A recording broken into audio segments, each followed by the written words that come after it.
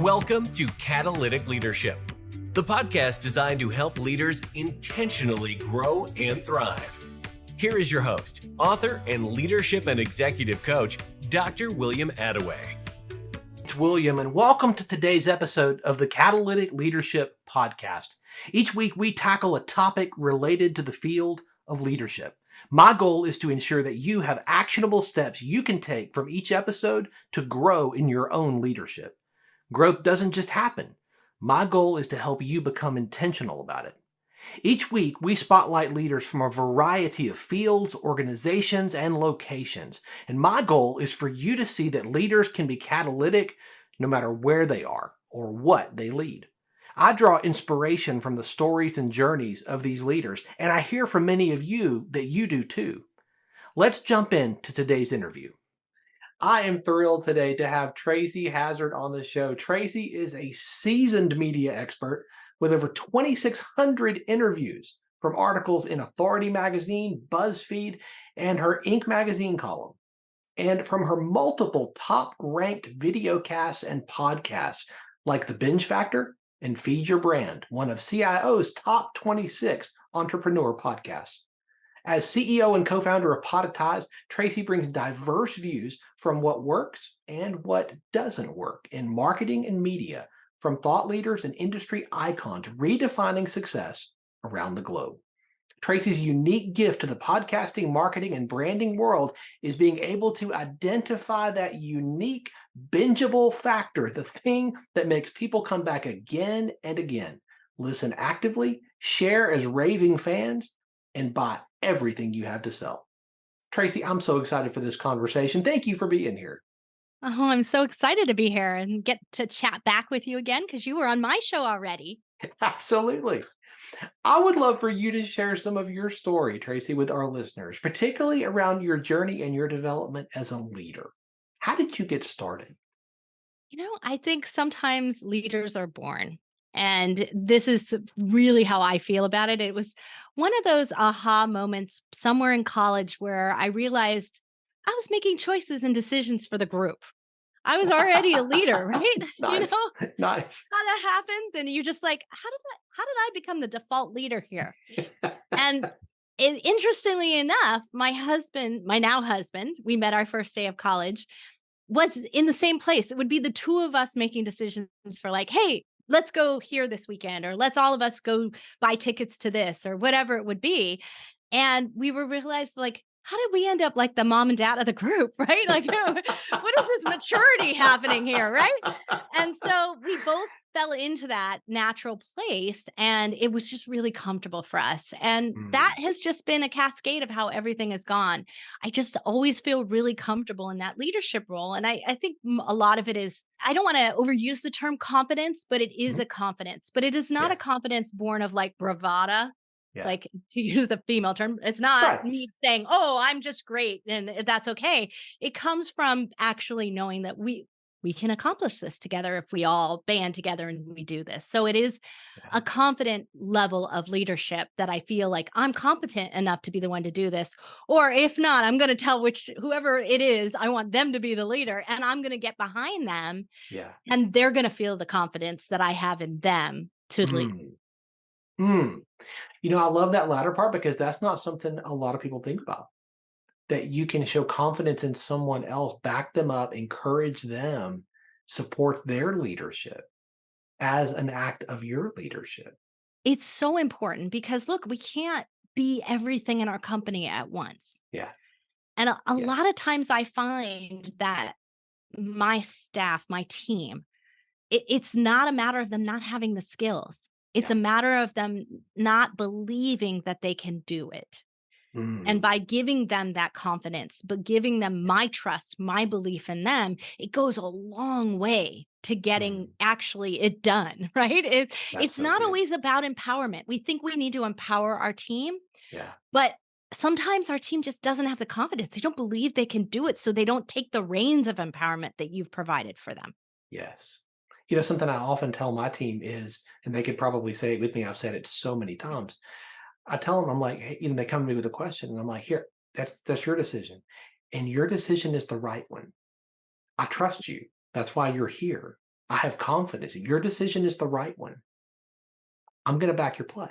I love that. I love that, Tracy. That's fantastic. You are one of the industry experts, I think, on podcasting. You Well, are I one like of to the think thought that leaders. that's the case. I But, think it is. Yeah. the expertise earned from a lot of experience, right? A lot of doing Yes. it myself and a lot of Yes. helping others do it.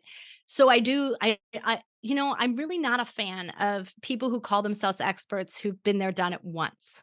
Like this is Right. right. Right. And so I think you have to create repeatable success for yourself and for others to count yourself Yes. an expert. And I embody that. I take that as, yes, I believe I'm an expert in it because I've done this. Does that mean Yeah. I'm perfect at it? No, it No. means I'm practicing it every day and keeping that expertise up. That's also the definition to me of an expert is someone Yes. who's keeping to hone their expertise. If you don't keep up on it, you just been there, done it. Now I teach it. And it's an old Mm. model, outdated model. That is not an expert you want in your corner. I think that is so true. And too many people are listening to voices from people who have done something once. That's Oh, and now, right. yeah, I I mean, can't tell you on the binge factor. I just looked at my statistics. So we have about 1,000 podcasts we've launched on our platform over time. And not wow. everybody's super active, meaning that they're not posting us every single week like we recommend that they do, but they're at least doing it enough in the course of a year that they're considered still active podcasters. And we have less than 10% failure rate. So Hmm. we call it Podfade in the Right. industry. So Yeah. people who quit their podcast, typically they fade out and forget to tell you they stopped podcasting. So the listeners don't know, but that's how it works in the industry. So we have less than 10% pod fade rate. The Mhm. industry standard is about 73% pod fade rate. So it's super high. People who quit their show, and most of those people quit before they ever get to 25 episodes. Oh my So they goodness. quit in the beginning before they even really got a return, right? Right. That's you don't see a return till after 25. And so I only interview on the binge factor people who have done 50 episodes or more. Occasionally I'll Mm. interview someone who's done 25 or more, but that's Yeah. only because they have like something really interesting, a story to tell or something like that. But the majority are 50 and probably most of them are 100 or more. And I just did the numbers because we evergreen social media post Mhm. about them. So we Yeah. constantly are re-promoting them. And so once a quarter, we go through and we scrub anyone who quit their show, who Mm. stopped podcasting, because if they're not active, I don't want to give them advice. Sure. And in the last year, we've had over 50 of my interviews and I've done 150 shows. So we're a third of them. And these are supposed to be people who claim to be experts in podcasting. Oh my goodness. A third of them have quit podcasting. And a lot of those 50 have businesses in the podcasting industry or adjacent to it, and they quit podcasting. So Oh, here you've got someone who's like too busy to podcast, but that's what they're selling you.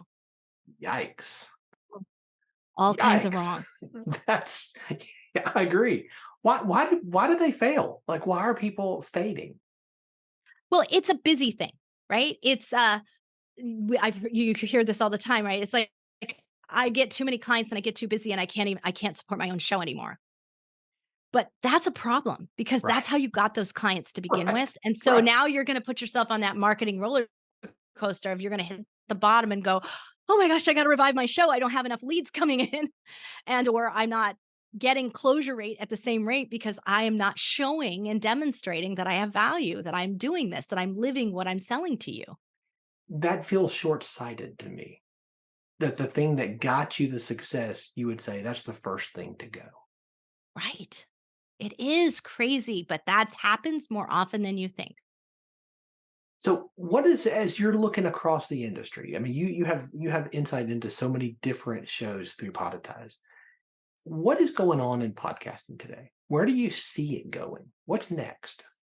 So right now, I think there's just this sort of disenchantment. Hmm. They're like podcasting isn't what I think it is. I just got an email from a client today who says, "Hey, I've been on your platform for 9 months and I can't figure out where I get connected to my podcast listeners." And I'm like, you should have been listening from the beginning because we never promised you'd get Hmm. connected to your podcast listeners. Apple and Spotify don't let you. Right. Like this is, it's actually not in this podcasting model. And I think that's what happens to a lot of people is that once they hit that world that realizes that they don't have direct connection Mhm. through some kind of email or some way to remarket to them or follow them around, Yeah. they get disenfranchised with the podcasting model. But the problem is that you do have it. You just don't understand you do. Because every week I'm sitting here talking to hundreds of people. Yeah. Or 50 people or 30 people. Yeah. That just means that you should double down and make sure you're doing 2 episodes a week or, do more, because if I can talk to 30 people a week, Yes. that's way more than I can do one-on-one in my business. So true. So Oh, why that's wouldn't I good. talk to them again? Why would you stop? Why would you stop? Lop that off? Right. Like, come on. It's a lack of understanding that they think it doesn't match what I can do in social media. It doesn't match this, but it does. It's just your idea of how this works is backwards. And it's because you expect an email address. Yeah. But how much does your email opens happen today? How much do you connect to email open rate? Yeah. So our email open rate it was always really great. It was always really high. We used to have like over 50% open rate. Wow. Which was really good. And we would have a click-through rate that would be in the double digits. So it would be, over 10%, which is still really good when you're talking about cold or slightly warm email, right? It's still really good. It's not in the single digits. Right. But over the last 2 years, it has dropped continually. We haven't done anything different. We make really funny custom emails and like everything sounds like we have the same things. We don't do a lot of sales through our emails. It's always a tip, a video. You can consume it in writing, in video, in audio. Like you can consume it in any method you want anyway, and it's free. So why wouldn't you keep consuming that? Well, because you get inundated and you have too much junk email, right? You have too much junk nowadays.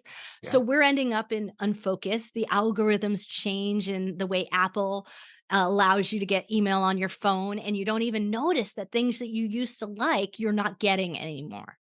So and true. right? So you don't notice it. But the email servers are still counting it as a delivered and an open. And so you don't realize that. So your open rate may not be changing depending on how they're counting it.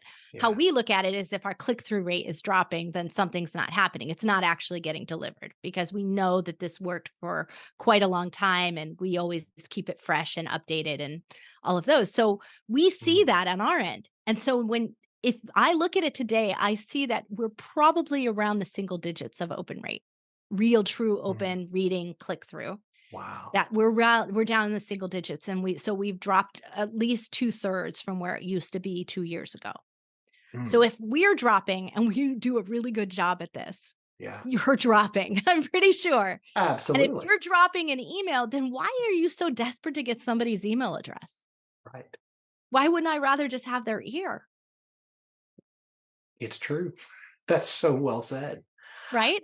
So we get a lot of connection and click-through conversion from our audio, but we get it because we make them an offer on air. We use our ad mixing system, which is unique to Podfade. We use it to drop in something relevant or current so that they're always hearing something that's like, if you really enjoyed this podcast episode and you got a lot out of it, then you might want to check this episode out next. So we might make a shout out to another episode, or we have this masterclass. We have this free video series. We have something to offer you that's something next that builds off of this. Yes. And by making that truly customized and A/B testing it and rotating it into the audio, we can get greater conversion. And we see about 37% conversion rate on our audio promotions. We don't call them ads because they're not random advertisements for Kindle books or, something passive, right? It's something active. If they've gotten information from this show, they're going to want to check this out. And when we do that, and here's another tip, we put it in the end. We put it in the last third. Or so if you were doing what we call mid-roll ads, right? Somewhere in the middle of it, we try to put it in the last third of the audio, or we put it at the end. Because if someone crashed out and didn't really listen all the way through, conventional wisdom is like, well, you want to make them your pitch right away. But they're not receptive to the pitch yet. Right. You didn't earn it. They didn't Yeah. listen in far enough for you to earn the right to get them to click through and do something. So if you want something that's going to convert, that's not passive, right? You can put all the megaphone ads and the audios that are just general information at the beginning, but at the end, you want to give them something valuable that is going to get them to consume more of you. That is so absolutely intentional, Tracy. I love that. It reminds me of an old quote from Ed Deming. Your system is perfectly designed to give you the results you're currently getting. Yes, that's so true, right? We talk about, right, your catalytic leadership, Yeah. right? You have to do something to get a different result. Yes. Yes. And too many people are trying to keep doing the same things over and over again, but expect different results.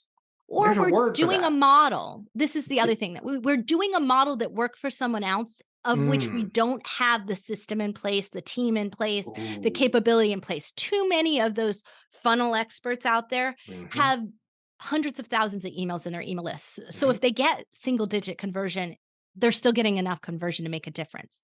Yeah. You've got 5,000, you've got 500. You don't have enough to make that worth the time and effort you do it. You don't have that in place. So the advice isn't going to work for you. And this is why I think so many people follow the advice of the gurus, right? Follow the advice of the experts, Yeah. right? And they do that thing, they take that course, they follow that pattern, and they still fail. Right.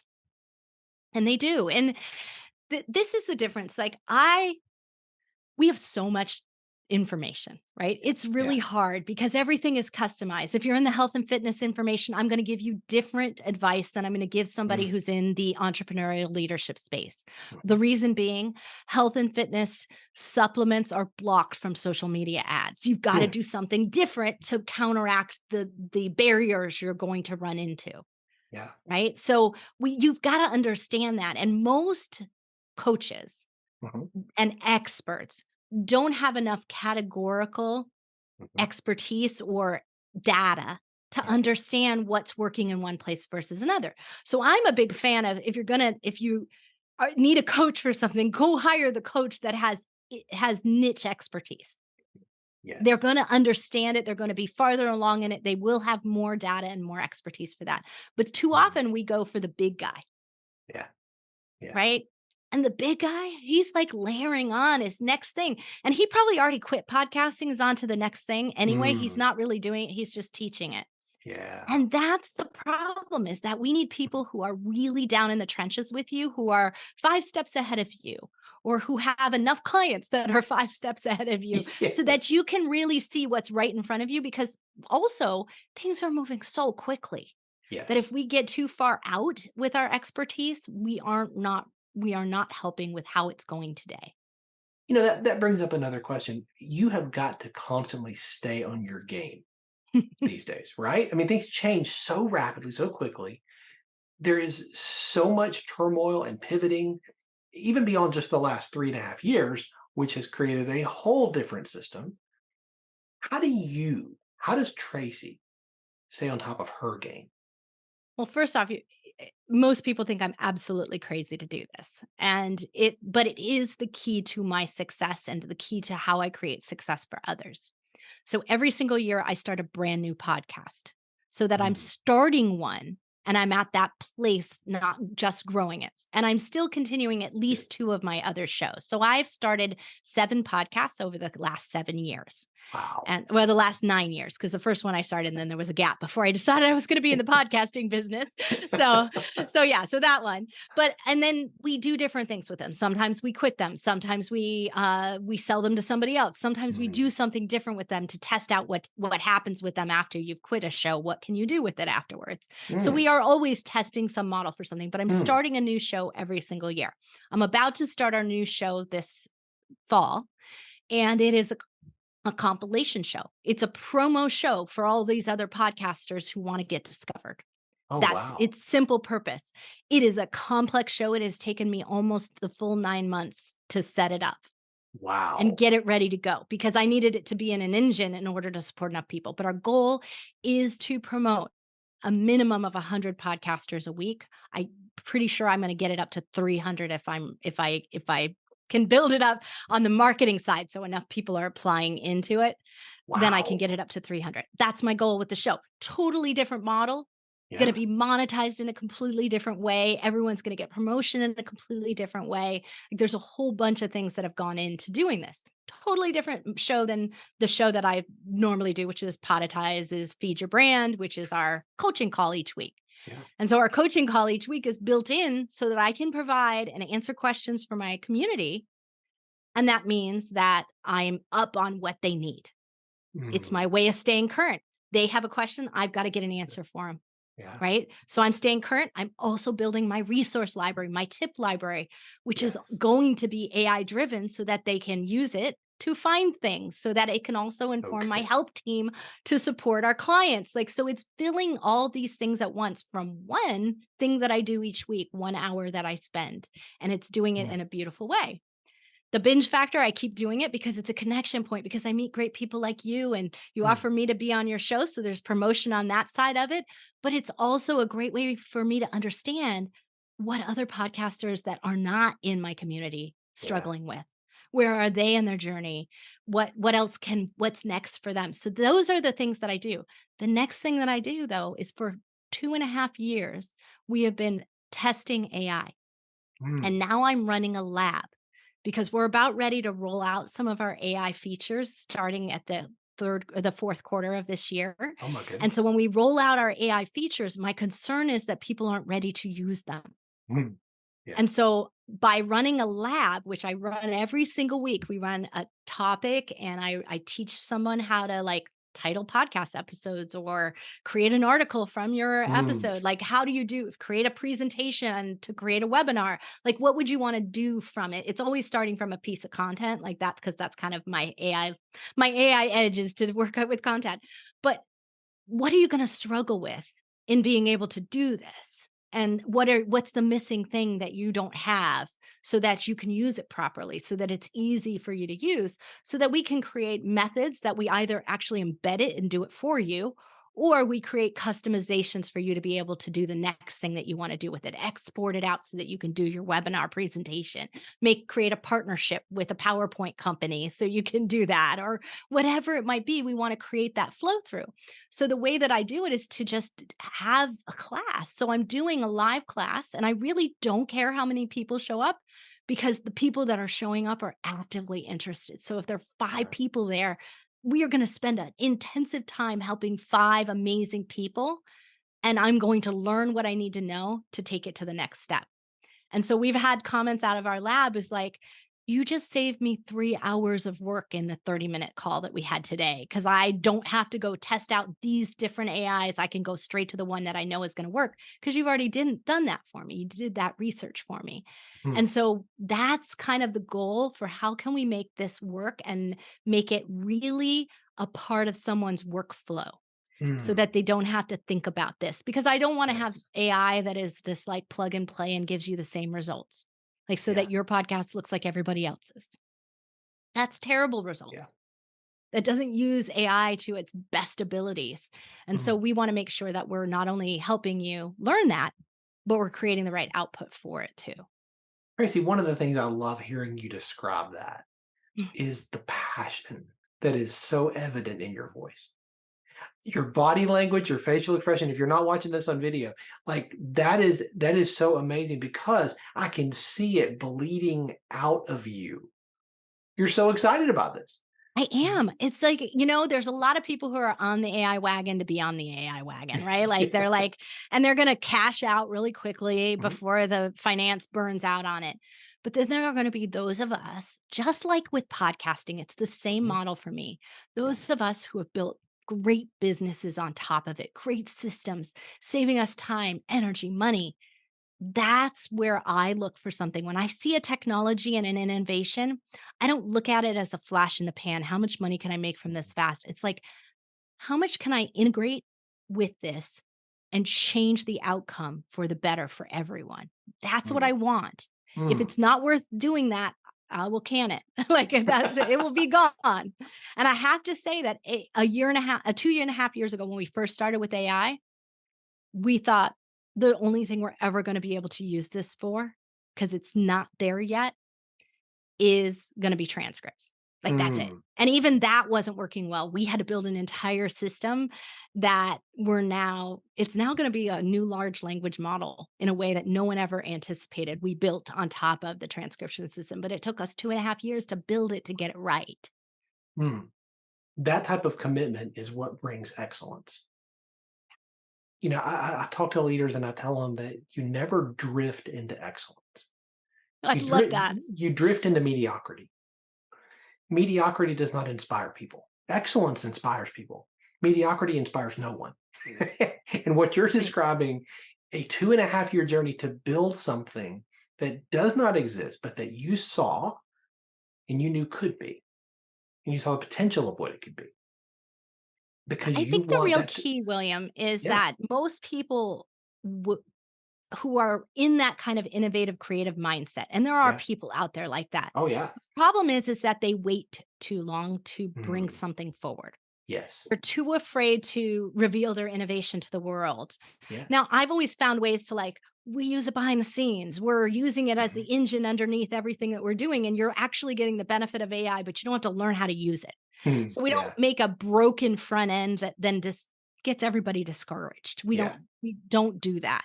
So we are always using it, integrating it, testing it, brute force testing it in whatever way we can. Right. And then finding a way by teaching it here to make sure that I understand what it's going to take to make sure that there's success when it comes out.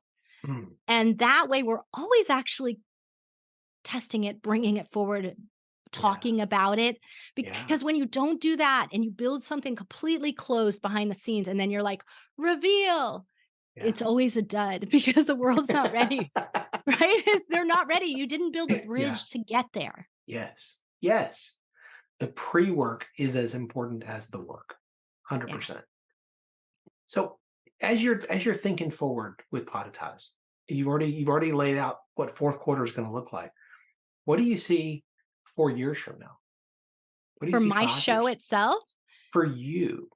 For me. Yeah. Well, the thing is that I want to just be able to keep doing what I'm doing and connecting with people, bringing out great information, bringing it forward, being it extremely relevant. So everything that I do is trying to create a much more and deeper relevance model. No one wants to listen to outdated ads. No one wants to listen to things that aren't important to them. We believe this world should be customized to us, right?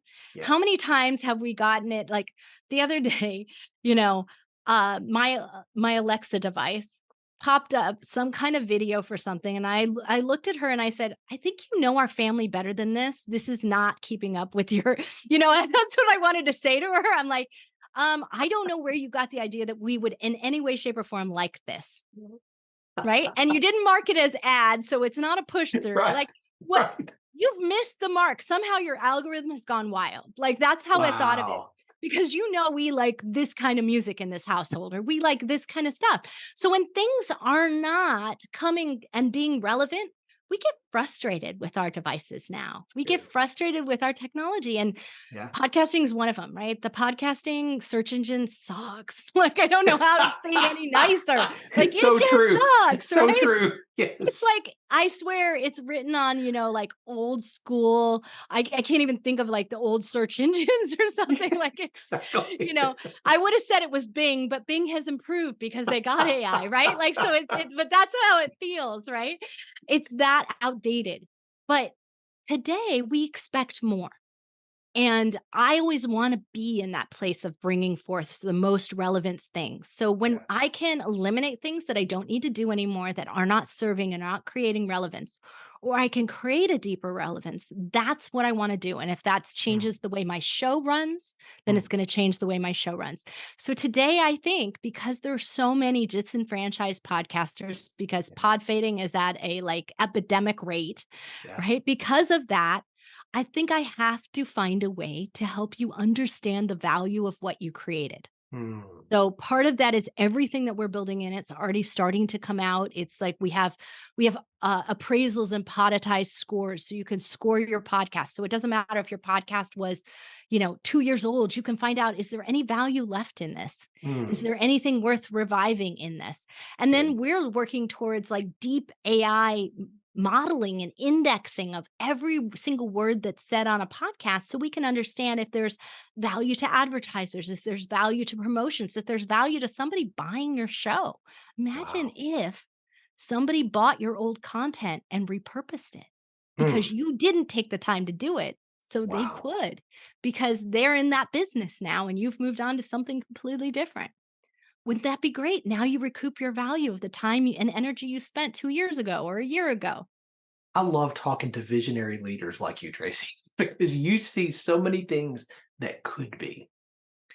Well, it's too easy for us to say, my industry is shifting, Yeah. so I'm just going to jump on to the next thing. Yeah. Yeah. Then it is, there's still value in this industry. Yeah. How do I uncover it and make it available to more people? That's the So good. question that I always want to ask. That's And good. because I didn't come into this industry with the idea that it had no value. I knew it had value. I personally received the value before I got started. And Yeah. then I created value for a dozen people. And Mm. then they said, I have 100 more people I want to refer you to. So Yeah. please make this into a business. And we did. So we know we've been creating value all along the way. And if they're finding value, then why are there so many who are not getting it? How do I get to them and understand what's driving them, why they're not seeing that value? That's brilliant. What do you wish you had known 10 years ago? There's so much I wish I had known, but you know what? There's no point in looking back. That's how I feel. I feel like Yeah. there should be no regrets in life. And if I looked back, if I wouldn't be here if I Mm. didn't make those mistakes, right? Oh, that's good. Right? And Yeah. so, there's a way of being that I have now, and I feel like, as I mentioned before, that I always had this kind of confidence level, that I was Mhm. confident in Yeah. what I could do, and the fact that if I didn't know it, I'd figure it out. I had great ability to do things, to Mhm. accomplish things, to learn things. I was really confident in my ability to do that. But today I have a different level of being, that Mm. I am very confident that the flow of life is I don't have to control everything. I think in Yes. my younger days, everything I did was to try to control things. Yes. Instead, I have a better ability to flex, to Mm. adjust, to stay with the flow, to keep it moving, to plug Mm. that into my vision and make sure we're not completely diverted off path, but that we just go with the flow and we're going to make it. But that flow doesn't take me over. It's not taking me down the waterfall. It's not taking me Yeah. over. I still have control of the rudder of my boat. I see a number of books behind you there. Is there a book? I always ask guests, is there a book that has been a part of your journey that you would say, hey, if you're in leadership, an entrepreneur, an agency, or any of these spaces, this is a book you need to read. Yeah, there's so many. Look, I am a prolific reader. I read about 300 books a year. My goodness. And that's partially because I'm a speed reader, like I can read Yeah. really quickly, and partially because books are not as good as they used to be. So they don't take you like, they're not these like, massive tomes that you're going to take you, a month to read. They're short. Yes, So, so it's that's true. it, that's helpful, right? But, I think it's a little bit of an older book and probably the last, I think it's maybe 12 years old or something like that. But one of my favorite books and one of my favorite authors is Shane Snow. Hmm, And Smart Cuts is one of my absolute favorite books. And a lot of people missed it because they weren't in the tech industry and he was kind of a popular tech writer. hmm, He's still a popular tech writer. He has a book, Dream Teams, and I think a story, something about storytelling now. Like he's got a hmm, couple of other books as well, and they're both just as good. But I'm a big fan of Smart Cuts because what it is this idea that there is a smarter path to getting from A to B. And there are smarter ooh, choices that you can make for your company. And when we're entrepreneurs, we need to make those smart choices. yeah, We need to make those cuts and the things that we can't do, that we don't have time for. And we hmm, need to be thinking about, good. is this still going to get us where we're going? Or is the fact that I cut this out like a fatal flaw? And that means that Hmm, I'm not going to succeed.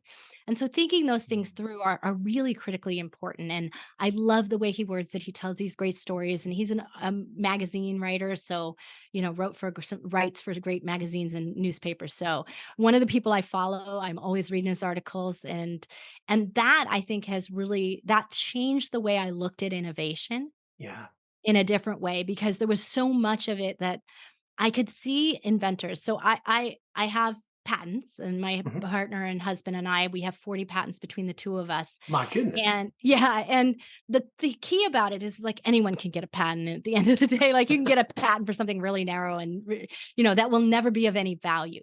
But I'm proud of the fact that 86% of our patents, and this is the statistic because we cite it a lot when we give lectures, but that became something that somebody made money off of. Our clients made money, Ooh, or our businesses made money. Somebody made money. They commercialized those yeah. patents and used them. They didn't just Mm, sit on a shelf and were like pretty little pieces of paper you got from the patent and trademark office. yeah. And that happens when you can put your innovation into application. Mm, And too often we lose the application. So I would talk to these inventors and I would give these lectures, and they would come forward and they'd be like, I'm so proud of this and this. And I'd be like, okay, are you selling it yet? Where is it? Have you been testing it? That their path to success, they're not following. mm, That their whole end goal was to get the invention patented. And that innovation for innovation's sake yes. is not useful to the world. So And true. so, but they think, oh, but I can't sell it. I don't have the money to start marketing it. I don't have the money to do this. So I just need my piece of paper to sell it to somebody else. But you haven't demonstrated the value to anybody else.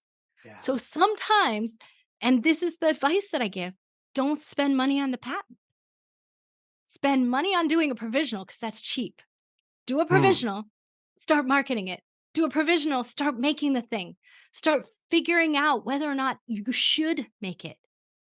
And in that time, maybe you'll find the right buyer for it because you've proven enough along the way to show them where the value lies, that you don't have enough capital for it, that they could bring in the capital for it and take what you've done and take it to the next level. And you've got your provisional, so you're still covered. And now you spend the money on patenting. But instead, if you spend $15,000 on patenting, you've cut out your whole ability to market, maybe even prototype. You've taken away all the money from being able to do that. wow. You have shared so much wisdom and insight today, Tracy. This has been so incredibly helpful. When people leave an episode like this, often they'll remember one or two things. If you wanted to say, this is the one thing I want you to remember, what would that one thing be? You have to be out there saying it. You Mm, have to be out there experiencing it. Being out there doing is the best way to get to being, right? If you want to mm, be a good. successful entrepreneur, you got to be doing things, right? Yeah. The activity, the action that you take matters. Now, I'm not Yes. saying you should be busy doing everything. I'm Right. saying do the smart things, right? Yes. Do things, because if we're not in that, we're only in this part of I'm going to manifest this, Yeah. it is never going to happen. Yeah. Well said. Right. I know folks are going to want to stay connected with you. What is the best way for people to continue learning from you? So the best way is to follow me on LinkedIn. It is the one place that I participate in. So follow me on LinkedIn. We always go live on LinkedIn every single week when we do our coaching call for our podcasts. For our clients, we go live on LinkedIn for the first portion of it. So you'll get the latest tip, the thing that my clients are struggling with. You're going to hear the tip for. And so Nice. that's the best place to do it. And then, feel free to reach out. You listen to my podcast, The Binge Factor, and Feed Your Brand. And you've got to, there isn't a place that you can't find me. That means that I'm out there, right? I'm putting myself out there everywhere. When you go and Google me, you're going to find hundreds of articles, hundreds of reasons that I dominate that first page of Google. And it's not just because you figured out my name. It's because my content is there, right? It's because my Well said. advice is there. Well said. I've got to tell you, just personally, I have been learning so much from the Binge Factor. So thank you for that and for Yay. sharing so freely today. This has been such a fantastic conversation. Thank you for being here. Thank you, William. I love your show, and I'm so glad you were on the Binge Factor and we got to meet. Thanks for joining me for this episode today. As we wrap up, I'd love for you to do two things. First, subscribe to this podcast so you don't miss an episode. And if you find value here, I'd love it if you would rate it and review it. That really does make a difference in helping other people to discover this podcast.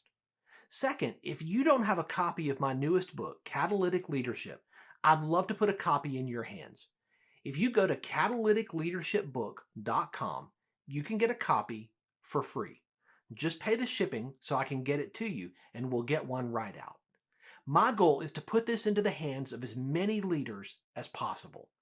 This book captures principles that I've learned in 20 plus years of coaching leaders in the entrepreneurial space, in business, government, nonprofits, education, and the local church. You can also connect with me on LinkedIn to keep up with what I'm currently learning and thinking about. And if you're ready to take a next step with a coach to help you intentionally grow and thrive as a leader, I'd be honored to help you. Just go to catalyticleadership.net to book a call with me. Stay tuned for our next episode next week. Until then, as always, leaders, choose to be catalytic. Thanks for listening to Catalytic Leadership with Dr. William Attaway. Be sure to subscribe wherever you listen to podcasts so you don't miss the next episode. Want more? Go to catalyticleadership.net.